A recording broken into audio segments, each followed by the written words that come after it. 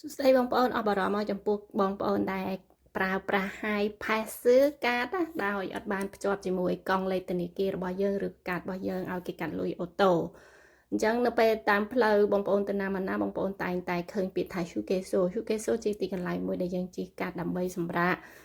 ពេលយើងជិះទៅណាមកណាឆ្ងាយអញ្ចឹងដូចជាញ៉ាំបាយឬក៏ទៅបន្ទប់ទឹកអីជាដើមទៅហើយនៅកន្លែងញ៉ាំបាយកន្លែងហ្នឹងភាគច្រើនគឺគេដាក់ឧបករណ៍ High Pass មួយ in chung jong gi គឺមានន័យថាកន្លែងដែលសម្រាប់បញ្ចូលលុយនៅក្នុង High Pass កាតរបស់យើងចា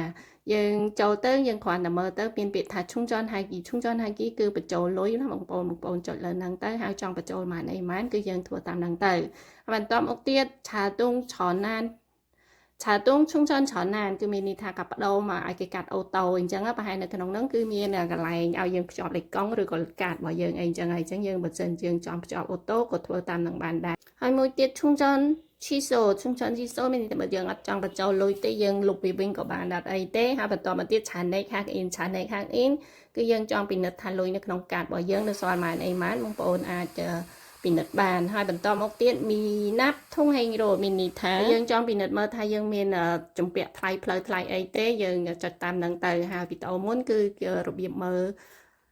យើងនេះហ่าបងប្អូនយើងមានជំពាក់ថ្លៃផ្លូវថ្លៃអីខ្ញុំបានតម្លើងរួចហើយអរគុណច្រើនបងប្អូនដែលត្រូវការធានារ៉ាប់រងផ្សេងសូមតាក់ទងមក One Sub View ណា